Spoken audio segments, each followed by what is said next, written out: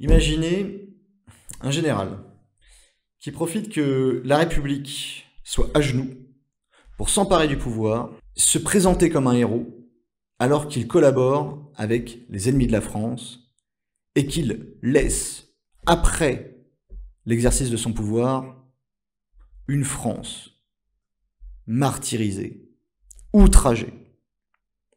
Oui, je parle du général de Gaulle. Le général de Gaulle, c'est exactement ce qu'il a fait.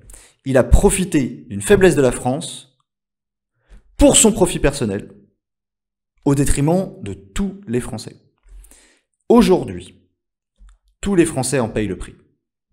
La situation actuelle, elle est grandement imputable, évidemment pas à la présidence du général de Gaulle, mais à tout ce qu'il a laissé derrière lui, à son héritage politique, idéologique, institutionnel.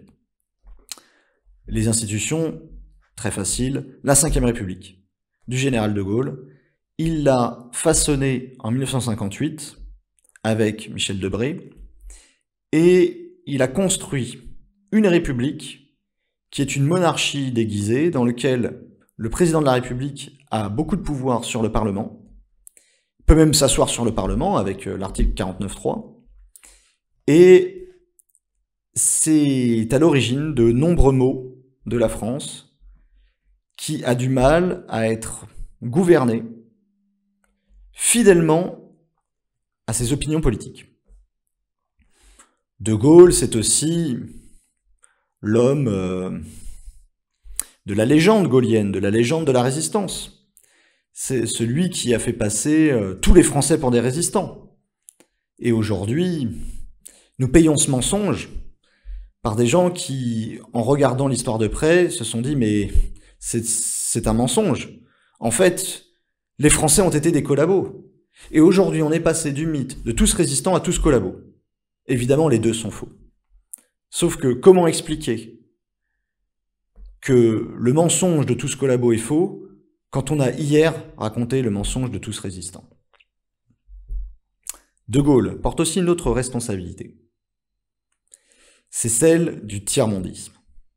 De Gaulle, avec sa troisième voie, cette fameuse troisième voie de la France, cette fameuse certaine idée de la France qu'il avait, il l'a utilisée pour tourner la France comme un pays sorti du monde occidental. La France n'était plus intégrée à l'Europe, à l'Occident, mais la France devait être l'interlocutrice de tous les tyrans de la planète, la reconnaissance de la Chine communiste, les dialogues avec l'URSS, cette position d'équilibre mondial des puissances était une position de déséquilibre de l'Occident. Et De Gaulle a été l'artisan de ce qui s'est appelé la politique d'indépendance de la France, mais qui n'a été qu'une politique anti-occidentale de la France. J'en veux pour preuve la politique arabe de la France. La France a favorisé des régimes arabes qui, d'ailleurs, lui étaient hostiles. La France a fourni des armes à l'Égypte de Nasser, le nationaliste arabe, qui était profondément anti-français, qui avait volé les Français en nationalisant le canal de Suez, qui abritait le FLN algérien au Caire. De Gaulle a vendu des armes à la Libye.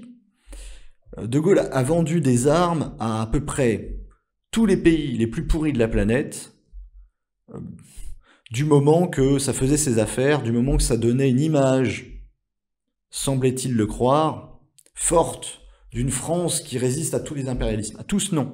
Seulement un seul. De Gaulle en avait, après un seul impérialisme, les États-Unis d'Amérique. Et pourquoi? Pour une simple question de jalousie. Parce qu'il avait été vexé de ne pas avoir été traité comme lui le pensait le devoir, c'est-à-dire comme si la France devait être une superpuissance. Malheureusement, il n'en était pas ainsi. La France, que ce soit pendant la Seconde Guerre mondiale ou au sortir de la Seconde Guerre mondiale, durant la guerre froide, la France n'était plus une grande puissance. Elle était, plus exactement comme l'avait dit plus tard Valéry Giscard d'Estaing, une grande puissance moyenne. Et De Gaulle, au lieu d'acter cette baisse de puissance, cette impuissance française, véritablement, il a donné aux Français leur orgueil. Il a fait parler de lui à travers des discours, c'est-à-dire pas avec des actes forts en réalité, simplement avec une grande gueule, pour sauver les apparences. Mais il fallait pas sauver les apparences, il fallait sauver la France. Et c'est bien le problème, parce que De Gaulle, en sauvant la face, De Gaulle, il a complètement oublié la réalité des Français. Il n'a pas investi durablement sur les capacités, sur l'intelligence et le génie des Français. Il s'est contenté de capter ce qui existait encore comme ressources pour se montrer comme un héritier des rois de France. Bon. De Gaulle n'est pas un héritier des rois de France. Il n'est pas à la hauteur des rois de France. Il n'est pas à la hauteur, non pas parce que le peuple ne l'était plus, mais parce que lui ne l'était pas.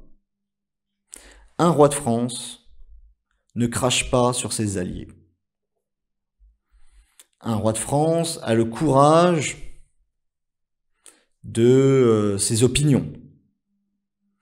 Ce n'est pas simplement des prises de position, des postures, parce que l'essentiel de la diplomatie gaullienne, c'est des postures. Ce sont des choses qui ne coûtent rien. De Gaulle, ça n'est pas que des postures, c'est surtout une imposture. L'imposture de la résistance, c'est-à-dire que De Gaulle a usurpé sur son image la résistance des courageux Français qui l'ont œuvré. De Gaulle, c'est surtout l'imposture de la puissance nucléaire. De Gaulle, les gaullistes vous le diront, De Gaulle, c'est le nucléaire. Non. Le nucléaire a été développé bien avant De Gaulle. Le nucléaire a été développé sous la 4ème République. Il a été accéléré après la crise de Suez pour justement obtenir une indépendance, pour que la France ne soit pas prisonnière de la puissance américaine. Et quand ce résultat arrive à maturité sous De Gaulle, sauveur, De Gaulle, chef du monde, De Gaulle a tout réussi. Non. De Gaulle s'accapare les succès des autres. C'est... Bon. Est-ce que j'ai besoin d'en dire plus? De Gaulle, c'est une grande imposture, celle de l'Algérie. L'Algérie française, De Gaulle revient au pouvoir en 1958 par le biais d'un coup d'État. Des généraux somment la République de nommer le général de Gaulle aux affaires pour résoudre le problème en Algérie. C'est-à-dire depuis des années, les Français sont victimes d'attentats par des Algériens qui veulent leur indépendance. Il faut trouver une solution. De Gaulle vient avec ces mots que tout le monde connaît désormais aujourd'hui, « Je vous ai compris ». Et derrière, il va transformer une victoire militaire des Français en une défaite politique, diplomatique, absolue. Il va vendre l'Algérie au pire des Algériens. C'est incroyable. Il a vendu l'Algérie à des gens qui détestent la France, alors qu'il aurait pu, profiter de tous ces combats, de tous ces sacrifices humains, financiers, des Français, pour construire une Algérie indépendante qui aurait été une amie de la France. Au lieu de ça, il a abandonné tout le monde. Il a abandonné les pieds noirs, les Français, qui vivaient depuis des décennies en Algérie. Il les a abandonnés. Ces gens-là ont tout perdu. Ils ont été obligés de retourner en France, la queue entre les jambes, sans avoir un toit au-dessus de leur tête. On leur crachait dessus en France. De Gaulle a abandonné les harkis. Il a abandonné des indigènes qui avaient combattu aux côtés de la France et qui...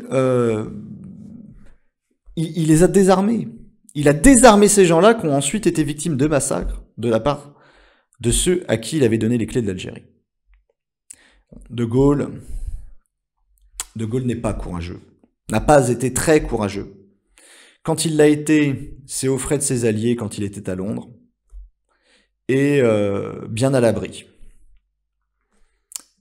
De Gaulle n'a pas eu le courage de régler la question algérienne à la mesure qu'elle le méritait, et De Gaulle n'a pas eu le courage de mettre la France sur les bons rails d'une manière pérenne, afin que les Français aient un pays, encore dans 100 ans, avec une économie prospère, un pays développé, une puissance militaire culturelle impressionnante et à la mesure de l'image qu'elle se veut d'elle-même. De Gaulle avait défendu la séparation d'avec l'Algérie en disant que les Arabes et les Français étaient impossibles à mélanger, que c'était comme l'huile et le vinaigre, et que si on les mélangeait ensemble, ils se resépareraient, et qu'il ne fallait donc pas intégrer des millions de Français musulmans en Algérie, parce que colomber les deux églises s'appellerait aujourd'hui les colomber les deux mosquées. Aujourd'hui, les mosquées sont là. Aujourd'hui, De Gaulle n'a pas su empêcher colomber les deux mosquées. Il a travaillé pour qu'il y ait colombé les deux mosquées. C'est De Gaulle qui a signé les accords d'Évian, qui, en plus de donner l'indépendance au pire des Algériens, a donné les prémices de l'immigration de masse avec des accords totalement favorables à l'immigration algérienne, à une immigration de peuplement venue d'Algérie, alors que les mêmes qui nous avaient foutus dehors sont les mêmes qui traversaient la Méditerranée et venaient s'installer chez nous. Le problème avec De Gaulle, c'est qu'il a réussi à personnifier une époque qui a été une époque glorieuse pour la France, en vérité, sur son image. C'est-à-dire que les gens se disent « Oui, mais la France de Gaulle, c'est la France qui va bien. » Oui, mais cette France-là, elle se serait très très bien portée sans De Gaulle. C'est pas De Gaulle qui a fait en sorte que la France se soit bien portée à cette époque-là. C'est les Français se portaient bien. Les Français avaient fait ces efforts-là. Les Français avaient reconstruit leur pays. Les Français s'étaient d'ailleurs battus pour leur honneur, pour essayer de sauver et de combattre le communisme. L'Indochine, c'est aussi ça. Ça n'est pas qu'une guerre pour garder ses colonies. La guerre d'Indochine, c'est les Français se sont battus sous la 4ème République pour essayer d'endiguer le communisme. C'est une guerre très valeureuse. La guerre en Algérie, c'est une guerre coloniale, oui, mais les soutiens algériens des indépendantistes algériens, c'était le communisme international, c'était les nationalistes arabes. C'était pas des gens porteurs de paix.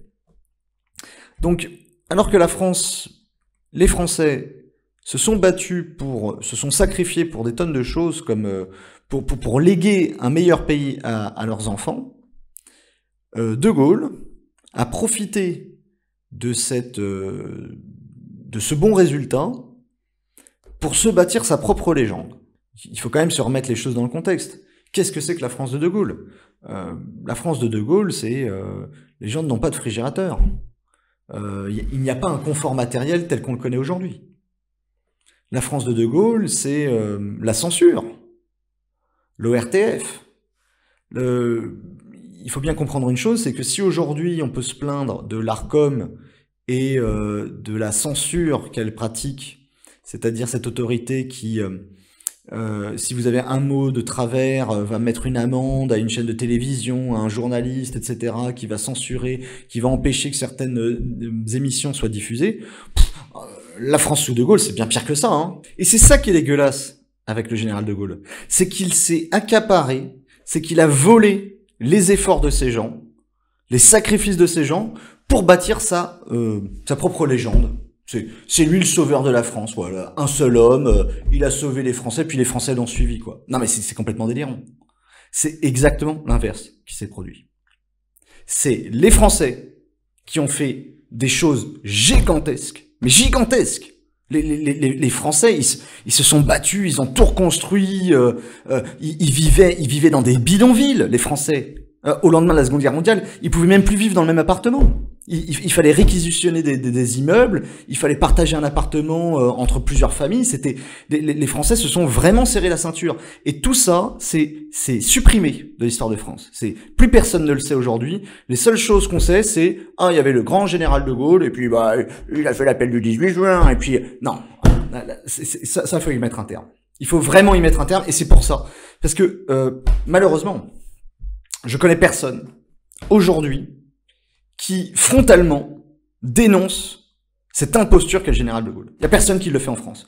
Pourquoi ? Parce que les gens ont compris qu'il s'agissait d'une personnalité incontournable et tous veulent se mettre bien gré mal gré dans cette espèce de continuité historique. Il n'y a pas de continuité historique. De Gaulle, il a fait partie de l'histoire de France, mais malheureusement les Français s'en seraient bien passés. Ça c'est sûr. Oui, les Français se seraient très bien passés du général de Gaulle, parce que qu'est-ce que le général de Gaulle a apporté aux Français ? Voilà. Bonne question. La Ve République, c'est une catastrophe. Catastrophe. On va pas en parler, je préfère pas. Enfin, pourrais, hein, mais je préfère pas. La troisième voie de Gaulle, c'est lui qui a refusé, en votant avec les députés communistes sous la Quatrième République, c'est lui qui a refusé la communauté de défense européenne. Déjà, De Gaulle, c'est l'homme qui a supprimé le commandement intégré de l'OTAN.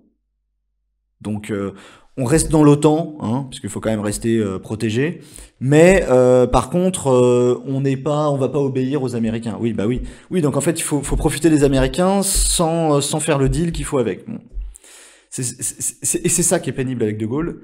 Vous savez, c'est comme ce pote que vous invitez, qui vous doit tout. Parce qu'en fait, il n'aurait pas de pote sans vous, et qui passe son temps à vous critiquer devant tout le monde, et à raconter que c'est lui qui a tout fait dans l'histoire. Au bout d'un moment, c'est un peu pénible, en fait. C'est surtout un peu pénible parce que derrière ça, il y a une réalité, c'est des millions de gens, des millions de Français, qui, eux, ils ont fait les choses. Ils se la racontent pas. Ces gens-là, ils sont un peu humbles, et malheureusement, De Gaulle leur a fait le pire des cadeaux. Il leur a fait le cadeau de l'orgueil. Le cadeau de cette espèce de vantardise, de fierté mal placée. C'est-à-dire que les Français sont devenus, à cause de lui, on me dira peut-être que c'était symbolique, mais je pense que ça, c'est lui qui l'a apporté. Les seules choses qu'il a apportées, De Gaulle, c'est des choses mauvaises. Cette fierté mal placée, cet orgueil qu'il a donné aux Français, ça fait qu'aujourd'hui, ces Français sont fiers d'avoir les pieds dans la merde. C'est le coq gaulois qui continue de chanter avec les deux pieds dans le fumier. Et c'est pas autre chose. Parce que quand De Gaulle, il fait ses éclats de « Vive le Québec libre », ok, vive le Québec libre, c'est vrai, pourquoi pas, hein, le Québec pourrait bien être libre, mais déjà quand on l'a invité chez son ami pour lui dire des choses qu'il n'a pas envie d'entendre, hein, le Canada, c'est pas quelque chose qui se fait déjà. Mais surtout, est-ce que De Gaulle l'a fait quand il est allé en Pologne communiste, hein, parce que il a fait une tournée, il est allé en Pologne communiste, est-ce qu'il a dit « Vive la Pologne libre dehors l'URSS » ? Non, il l'a jamais dit, donc fort avec les faibles, faible avec les forts, ça c'est vraiment ce qu'a légué De Gaulle à la France, et il faut y mettre un terme. Parce que moi j'ai trop de respect pour les Français, et j'ai trop de respect pour la France, trop d'amour pour la France, pour l'avoir condamné à un truc aussi pitoyable que le gaullisme. Parce que il y a une confusion entre, oui, il y avait Bonaparte, et puis maintenant il y a eu De Gaulle. Non, mais pitié, Bonaparte, il est grandement critiquable, mais c'est pas De Gaulle, quoi. Déjà, Bonaparte, il avait une grande armée. De Gaulle, il l'avait même pas. Giraud avait une plus grande armée que lui. Hein. Bon, on va pas faire un concours de bites, mais c'est un peu ça. Hein. Deuxième chose, c'est Napoléon, il est allé jusqu'à cramer Moscou. Bon, De Gaulle, il est allé faire des courbettes à Moscou. C'est pas la même chose. Donc non, c'est pas la même chose. De Gaulle, c'est un petit personnage de l'histoire de France. Il faudrait que l'historiographie rende compte de cela. Il faudrait le remettre à sa place. Parce que malheureusement, les Français sont très impressionnables. Ils sont très influençables. Et quand il y a quelqu'un qui parle comme ça, avec la voix, c'est la bataille de France, comme ça, et ben, ils sont, c'est De Gaulle, là là, il faut l'écouter quand même, hein, De Gaulle, hein, et quand même, il a sauvé des gens. De Gaulle, il n'était pas sous les bombes. Hein. Ouais, peut-être pendant le Blitz à Londres, ok, je veux bien. Enfin, il était bien planqué d'ailleurs. Ça va. C'est pas... Il faut que les Français aient un peu... Du coup, il faut qu'ils se respectent un peu plus. Il faut qu'ils aient un petit peu de fierté, de prétention pour eux-mêmes. Pas pour une personnalité qui est morte déjà maintenant. C'est un souvenir du passé, De Gaulle, mais c'est un fantôme qui vient hanter encore les Français.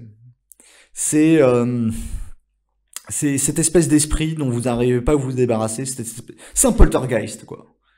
Et là, il est temps d'appeler SOS Fantôme. Il est temps de se débarrasser de ce mec. Parce que tout ce qu'il a légué, c'est loin d'être parfait. Et le culte qu'il a basé là-dessus, c'est en train de tuer les Français. C'est en train de vous tuer. Si vous me regardez là. Vous me regardez, eh ben, c'est en train de vous tuer. Ce qu'a fait le général de Gaulle, ça vous mine aujourd'hui. On va le développer. Si vous préférez, ce culte de la personnalité, il n'existe pas à gauche. C'est très simple. La gauche, elle va vous vendre des périodes, elle va vous vendre des idéologies, des combats. Hein, le combat du syndicalisme ouvrier, pendant la révolution industrielle, face aux bourgeois, etc. Ils ont une histoire de lutte, de combat et d'idéologie. À droite, on a des personnes. Voilà, comme s'ils étaient tombés du ciel. Et puis, il y a De Gaulle qui... un saint homme, il est arrivé, et puis il a tout réglé, et puis le monde est malheureux depuis que le Messie n'est plus là. Bon, ce Messie n'a pas existé, ce Messie, il reviendra pas, heureusement, on l'espère. Et surtout, ce qu'il faut garder, c'est des idées et des combats. Ça, c'est des choses qui ne changent pas. Le combat contre le communisme, ça change pas.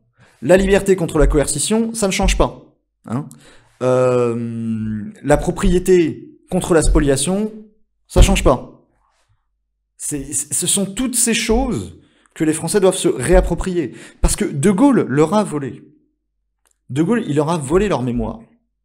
Pour imposer son récit. Pour imposer sa légende.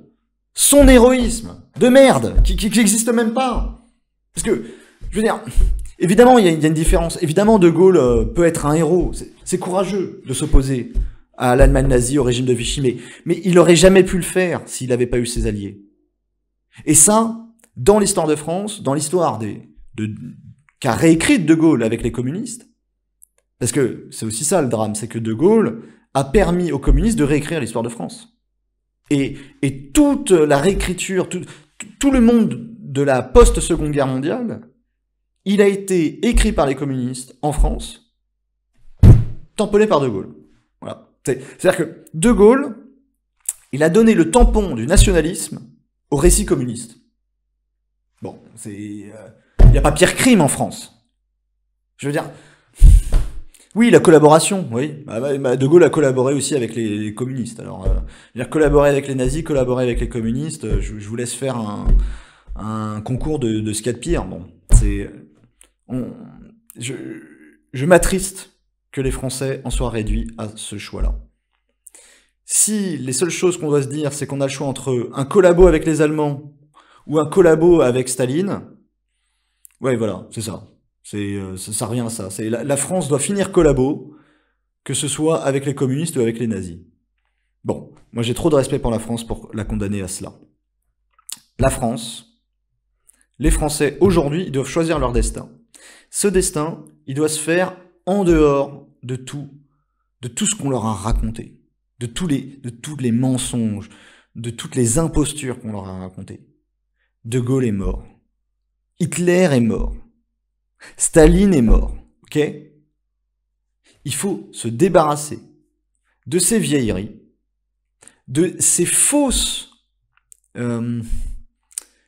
bienfaits, les faux bienfaits de Gaulle. Non, de Gaulle, c'est très simple.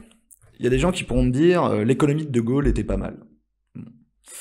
De Gaulle, il a fait une chose quand il arrive au pouvoir, c'est qu'il est allé voir des économistes libéraux, comme Jacques Rueff, et il leur a dit, vous me faites un plan pour assainir les comptes publics, parce qu'après, je vais faire ma planification de l'économie comme un marxiste, en fait. Donc, une fois que les libéraux ont réussi à remettre la France en état avec des mesures intelligentes de bon sens, De Gaulle a pris les rênes, et puis il a fait ce qu'il voulait. Oui, mais c'est-à-dire, il n'aurait jamais pu se permettre de faire n'importe quoi et son socialisme s'il n'y avait pas eu des libéraux qui, avant, avaient remis la France sur des bons rails avec le plan Pinet-Rueff. Donc déjà, en permanence, De Gaulle, c'est une imposture. C'est un double visage. Il utilise des gens pour faire une bonne chose parce qu'il veut utiliser leurs avantages pour ce qu'il a envie de faire et qui sera mortifère. Parce que, je veux dire, De Gaulle, il n'a pas libéré les Français. Il n'a pas libéré les Français du communisme. Le maréchal Pétain, sous Vichy, il a décidé d'enterrer les Français dans un certain socialisme. Et De Gaulle, quand il revient au pouvoir, ah non, ça c'est pas mon nationalisme, mais avec son nationalisme, il va cautionner toute la politique socialiste de la France, qui fait le lit de la misère et de son insécurité. Le tiers-monde qui vient se déverser en France, il vient se faire parce qu'il y a le système social qui est ouvert aux quatre vents, parce qu'il y a un système social qui détruit la richesse pour financer la misère. Et ça, c'est De Gaulle qui l'a fait. C'est De Gaulle qui l'a fait avec des communistes, avec des socialistes. Il avait déjà commencé à le faire. La guerre n'était pas finie qu'il avait commencé à le faire au sein du Conseil national de la résistance et puis du gouvernement provisoire de la République française. Il a fait rentrer pour son profit personnel, simplement pour pouvoir avoir l'appui des forces politiques qui existaient à cette époque, pour se garantir d'être le chef de la France. Voilà. La seule chose qu'il voulait, c'était être le calife à la place du calife. Formidable. Et pour ça, qui trinque dans l'histoire? Les Français. Parce que, aujourd'hui, ce qu'est devenue la France, c'est la responsabilité du général de Gaulle. C'est la responsabilité du général de Gaulle et de tous ceux qui l'ont suivi. De tous les gaullistes qui, aujourd'hui, continuent de parler du général de Gaulle, continuent de se réclamer du général de Gaulle. La seule façon dont, désormais, on est en 2024, toute personne en France qui doit évoquer le général de Gaulle, c'est pour aller pisser sur sa tombe. Ça ne doit pas être autre chose. C'est au moins pour se débarrasser de son héritage. On ne doit plus évoquer le général de Gaulle que comme un mauvais souvenir. Il doit disparaître de tout l'imaginaire, de tout le souvenir français. C'est qui se souvient des présidents et des dirigeants de l'entre-deux-guerres, mis à part Léon Blum qui a enterré la France dans le socialisme, lui aussi. Personne s'en souvient. Personne ne se souvient de ces personnalités. Pourquoi? Parce que tout le monde s'en fout. Et que tout le monde a raison de s'en foutre. Ces gens-là n'ont rien fait pour la France. C'est les Français qui ont toujours tout fait pour eux-mêmes. Et là, voilà que débarque ce personnage, imbu de lui-même, et qui aurait pu se limiter à ce côté prétentieux et cette espèce d'incarnation, ok, il est le chef, il est content. Non, le pire c'est qu'il a déteint sur les Français. Aujourd'hui, vous écoutez des nationalistes français, des chauvins français, ils sont contents de quoi? Ils sont contents des échecs de la France. Ils sont contents des retraites. D'ailleurs, qui ont été faits par le régime de Vichy. Hein. Ça, c'est marrant, mais ils le savent pas. Mais ils sont fiers de ce qu'il faut pas être.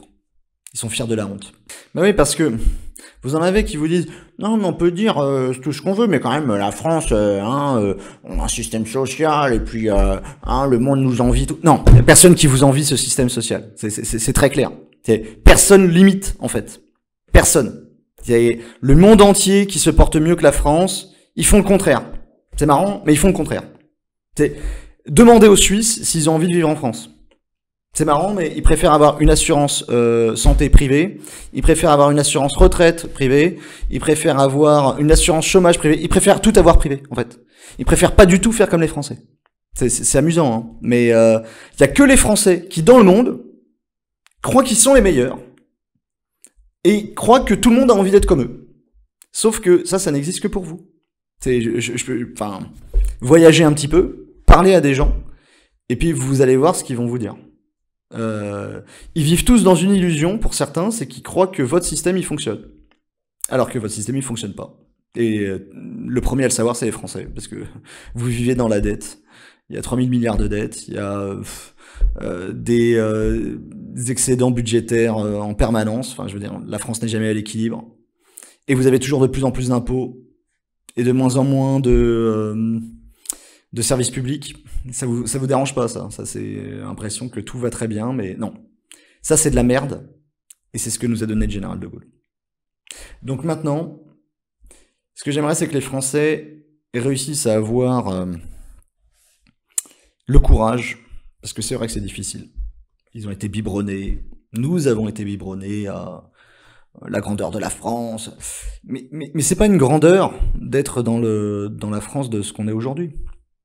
Est-ce que vous croyez que c'est une grandeur d'être devenu un pays du tiers-monde? Où le tiers-monde habite dans votre pays? Et vous habitez même plus dans votre pays, pour certains. Parce que c'est devenu le tiers-monde. Est-ce que c'est la grandeur de la France d'avoir des délais dignes du tiers-monde pour avoir accès à un médecin? Les transports ne sont jamais fiables. C'est-à-dire que vous pouvez vivre dans des grandes villes, les bus, les trains sont en retard. Il n'y a jamais rien qui fonctionne. Même le nucléaire, ils ont réussi à le casser. Alors ça, pour le coup, c'est pas De Gaulle. Hein. Là, je vais pas l'incriminer, mais en tous les cas, tous les gens qui lui ont succédé, il a pas réussi à faire quelque chose de suffisamment balèze pour que ce soit pas détruit. Non. Ils arrivent à tout détruire, les mecs.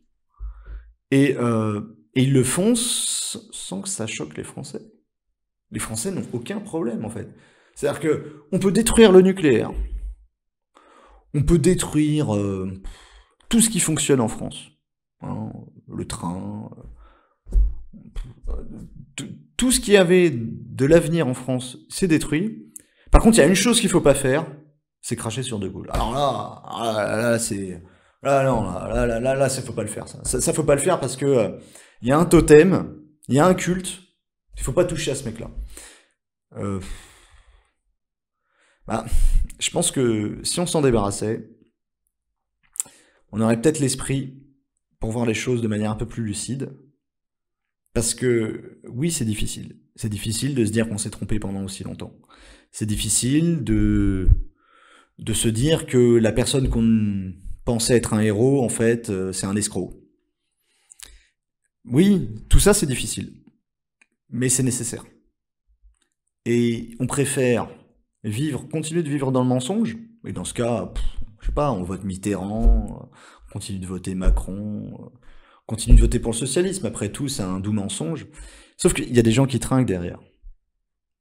Et quand on n'est pas ceux-là, déjà, on n'a pas la conscience tranquille. Et quand on est ceux qui trinquent, qui sont les victimes de ce truc-là, ben on est abattu, on est démoralisé. Et le pire dans cette histoire, c'est quand on est victime comme ça, et qu'on nous vend un salopard comme De Gaulle, pour essayer de nous endormir notre colère, pour essayer de nous dire, non mais, vous inquiétez pas, la France, elle a été grande, elle a été très très grande, faut cultiver le souvenir, parce que de toute façon, ça veut dire une chose, ça veut dire qu'il n'y a pas d'avenir. Cultiver le souvenir de De Gaulle, c'est pour vous empêcher d'avoir l'avenir de la France. Donc ça, il faut rompre avec ça. Il faut vivre dans le présent. Pour vivre dans le présent, il faut rompre avec la merde qui s'est passée dans le passé. Pour ça, il faut commencer à reconnaître qu'il n'y a pas d'idole. Il n'y a pas de veau d'or, il n'y a pas de saint. Le culte de la personnalité doit être détruit et aboli. C'est un des plus grands défauts de la droite française. C'est de ne jamais penser les choses comme un système, comme un ensemble, mais c'est de faire confiance simplement à une personnalité qui vous trahit, parce que les gens ont toujours un intérêt. Alors que si vous vous associez sur des idées, des ensembles, les idées peuvent pas vous trahir, par exemple. Vous pouvez trahir les idées, mais les idées peuvent pas vous trahir. La liberté, ça peut pas vous trahir. Vous pouvez trahir la liberté. De Gaulle, il a trahi la liberté. De Gaulle, il a trahi les Français. Il a trahi la confiance qu'il avait des Français. Parce qu'il voulait une chose, il voulait être le chef. Il a réussi. Il voulait être une légende. Il a réussi. Et vous avez réussi à quoi? Vous avez réussi simplement à faire de lui une légende. Si vous voulez ne pas vous-même devenir un souvenir, mais l'avenir, il faut vous débarrasser de Gaulle.